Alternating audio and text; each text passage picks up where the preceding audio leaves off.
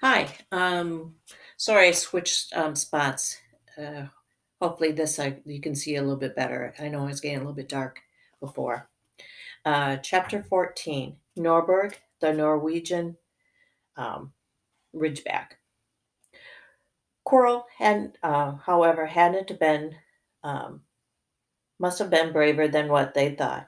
In the weeks that followed, he had been seemed to be getting uh, paler and thinner, but he didn't look like as though he had cracked yet. Anytime they passed the third floor corridor, Harry, Ron, and Hermione would press their ears to the door to check it that Fluffy was still growling inside. Snape's was sweeping down in his usual bad temper, which surely meant that the stone was still safe. However, Harry passed Quirrell these days. Whenever Harry passed Quirrell these days, he gave him an encouraging sort of smile. And Ron started telling people off for laughing at Quirrell's stutter. Hermione, however, had more on her mind than the sorcerer's stone. She started drawing up study schedules and color coding all her notes. Harry and Ron wouldn't have minded, but she kept on nagging them to do the same. Hermione, the exams are ages away. 10 weeks, said Hermione snapped.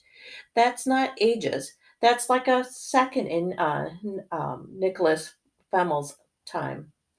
But we're not 600 years old, Ron reminded her. Anyways, what are we studying for? You already know it all. What am I studying for? Are you crazy? You realize we need to pass these exams to get into our second year. They're very important. I should have started studying months ago. I don't know gotten into me. Unfortunately, the teachers seemed to be thinking along the same lines as Hermione. They piled on much homework on them that the Easter holidays weren't nearly as much fun as the Christmas one was. It was hard to relax with Hermione next to them, reciting 12 uses of dragon's blood or practicing wand movements. Moaning and yawning, Harry and Ron spent most of their free time in the library with her, trying to get through all their extra work.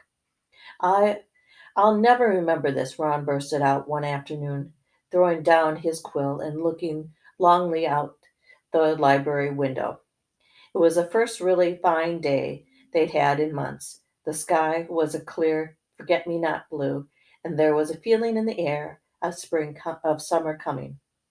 Harry, who had been looking up um, Dintry in 1,000 magical herbs and fungi, didn't look up until he heard Ron say, Haggard, what are you doing in the library?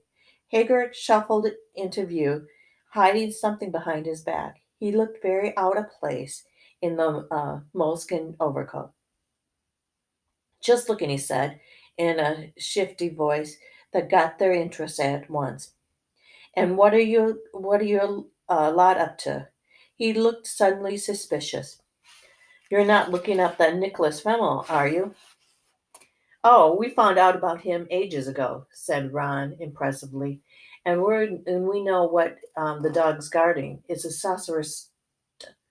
Shh! Haggard looked around quietly to see if anybody was listening. Don't go shouting about it. What's the matter with you? There are a few things we wanted to ask you. As a matter of fact, said Harry, about the guardian of the stone, apart from Fluffy. Shh, Hagrid said again. Listen. Come on, see you later. I promise I'll tell you everything. And mind, but don't go rubbiting around in here. Students aren't supposed to know. They'll think I've told you. See you later then, said Harry. Haggard shuffled off. What was he hiding behind his back? Said Hermione thoughtfully. Do you think it had anything to do with the stone? I'm going to see what section he was in, said Ron, who had enough of working. He came back a minute later with a pile of books in his arms and slammed them down on the table. Dragons, he whispered. Haggard was looking up stuff about dragons. Look at these dragon species of Great Britain and Ireland, from eggs to inferno, a dragon keeper's guide. Haggard always wanted a dragon. He told me so the first time I ever met him, said Harry. But it's against the law, said Ron. Dragon breeding was outlawed by the Warlocks Convention of 1709. Everyone knows that. It's hard to stop muggles from noticing us if we're keeping dragons in our back garden. Anyway, we can't tame dragons. You can't tame dragons. It's dangerous. You should see the burns Charlie's got off wild ones in Romania. But these aren't wild dragons. But there aren't wild dragons in Britain, said Harry. Of course there are, said Ron. Common Welsh green and Helbron blacks. The Ministry of Magic has a job hushing them up, I can tell you. Our kind have to keep putting spells on Mongols who spotted them to make them forget. So what on earth's Hagrid's up to? Said Hermione.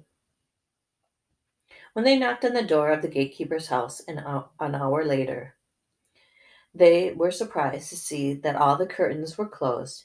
Hagrid called, "Come, who is it?" before he let them in, and then shut the door quickly behind him. It was stifling hot inside. Even though it was such a warm day, there was a blazing fire in the grate. Haggard made them tea and offered them some snout sandwiches, which they refused. So, wanted to ask me something? Yes, said